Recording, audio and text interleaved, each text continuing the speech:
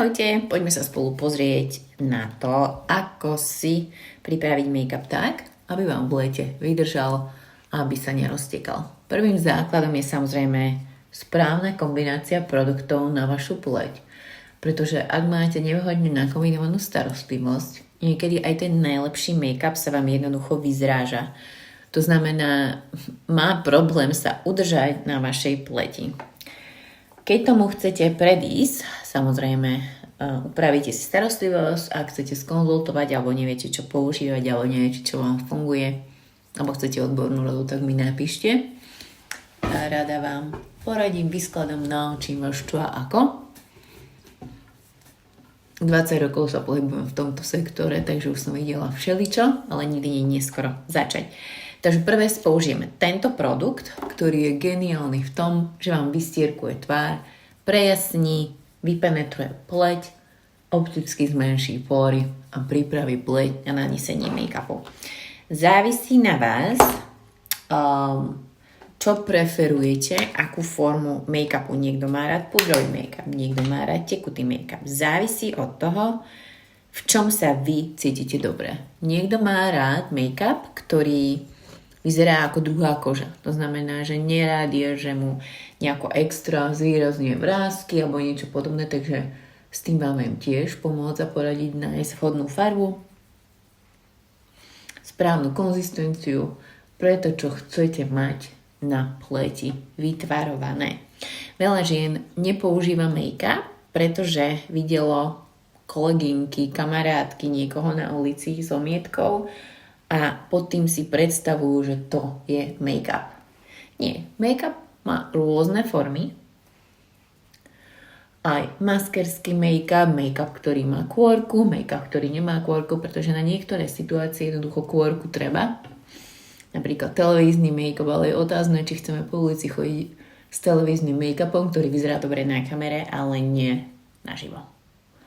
Napríklad, keď líčim na svadby, to je presne taký ten stred, kedy to musí dobre vyzerať na fotke a zároveň, ale nechcete vyzerať akože divne, keď stretnete naživo svadobných hostí. OK, takže teraz máme urobený make-up. Keď sa vám aj pozriem zbližša, ten make-up je v pohode. Hej, že neurobí kôrku, neurobí to, že by nejako, neviem, spudrovateľ na tej koži. Aj keď máme aj taký, ale pozor, dievčatka, tam naozaj musíte mať dobre hydratované plete, musíte mať dobrú pleť na to, aby vám to dlhodobého hľadiska nevysúšalo kožu a nevyrábalo zbytočné vrásky. OK, poďme ďalej.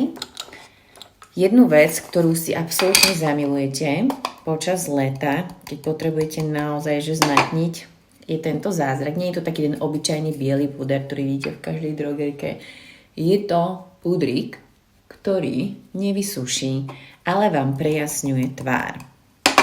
Ako sa to prejaví na tej pokožke je, že keď sa pozriete zbližša, nie je tam opäť žiadna kôrka, žiadna omietka, pory sú opticky menej viditeľné a pleť sa jemne zmatní, ale bez toho, aby sa bola vysušená. A to vám urobí veľmi dobrý podklad na všetko ďalšie, čo na ňu použijete. A veľmi sa mi osvedčili tieto pudrové make-upy. Takisto viem vám vybrať odtieň na mieru. Čo je na nich geniálne je, neobsahujú žiadne umeliny, ale rozotrú sa ako krém. Hej, že je to tak jemne namletý pigment, že na tej pokožke vyzerá absolútne prirodzene. A keď chcete mať, ja rada touto tmavšou farbou konturujem. A hlavne vyzerá to nádherne svieže a prirodzené, pretože tvár si moc neopalujem. Tak. Ale ten odtieň, tá farba, mám také 3 veľmi obľúbené, 3 farby. Pre každý tón pleti, aj keď ste snečie, aj keď ste blečie, ktoré vám krásne sadnú. A hlavne je to rýchle na používanie s týmto štecom úplne dokonalé. Bum bum. Čiže týmto máme 2 v 1. Aj konturovanie. Tak. Aj pudrík jemný. A zase tiež jeho veľkou výhodou je, že ho môžete vrstviť. Trošku trošku toto vyrovnám. Tak.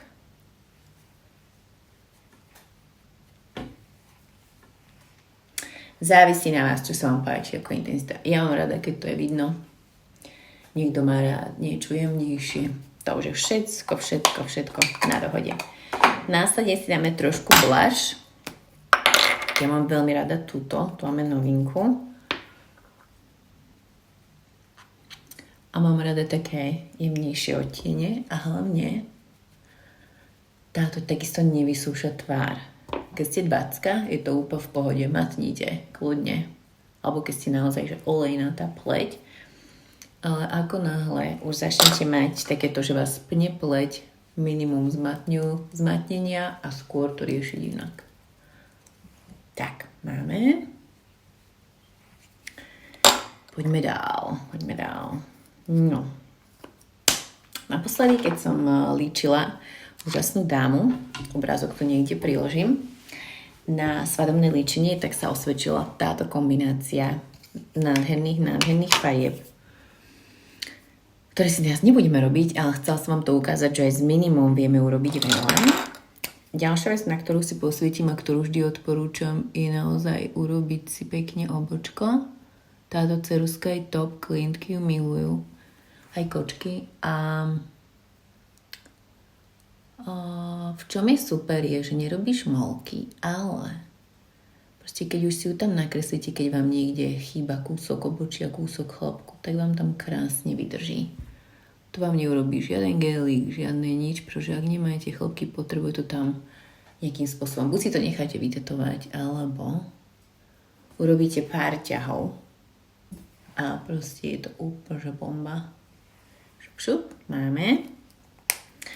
Nuž, a teraz poďme na pery, ktoré si dáme jemne do ružovkava.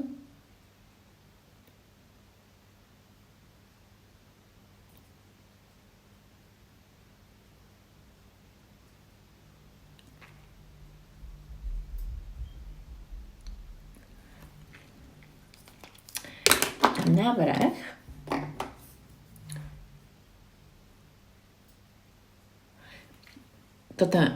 túto milujem buď ako lícenku, ale niekedy je na mňa moc taká, že nemám chuť až na takú tmavú lícenku, tak si zoberiem túto bolečiu, ale na pery aj mi páči. Keď chcem trošku oživiť tylička, môžem dať jemne do ružova, ale nie ako základný akcent. Šup. Koľko? Mám byť. No a poslednú vec, ktorú určite chcete, je mať čarovný papierik, to je také celé balenie po svojej kabelke. Aj do mikrokabelky sa vám to dá. A keď sa budete mastiť, dáte dole krásne matné čelo. Aj všetko. Bez toho, aby sa vám porušil vlastne make-up. Moje pravidlo je také, že radšej sa budem viacej mastiť, ako by som bola presušená, lebo zmatniť sa je jednoduchšie, ako potom vlastne korigovať dôsledky presušenej pleti, lebo to máte na dlho a z presušenej plete už sú... z toho môže byť čeličo. Takže za mňa top. S Myšom mám tu niekde ešte niečo. Dobre, ešte keby chceme... korektor pod oči. To ma ešte napadlo. Šampúriku mám iba tento šteček, nevadí. A ten krásne ukáže. Akurát včera som sedela s klientkou a hovorila, že počkajte, ja vám ho ukážem, jak vyzerá naživo. To je veľmi taká špeciálna farba, ale je to najlepší korektor, aký som kedy mala. Používam dve farby. Túto a potom ešte takú jednu blečiu. Ale klientka bola zlatá a hovorí, že no, tak je akože táto farba na moje oči, ako nevyzeralo to, že by sadlo to, hej. Ale keď si to nanesiete a pekne rozotriete a on hovorí, wow, chcem. Takže to bolo na prvý šup. Teraz to vidíte, jak to krásne funguje. Čiže zase nejaká super vychytávka a hlavne krásne sa dá zapracovať, aby ste nevyzerali zase, že vaše očné okolie ostarlo milión rokov. Šup. Som kde si mi sa zdá robila aj fotku pred a po. OK. Here we go.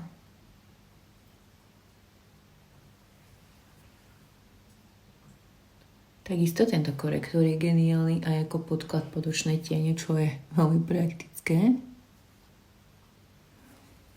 Ale keď sa teraz pozrite na tie oči, tak to je úplne že mega. Cool. Tak, hodovka dnes. No a v prípade záujmu o produkty z videa, poradenstvo na mieru, kurzy či líčenie mi napíšte. Teším sa na vás. Ahojte.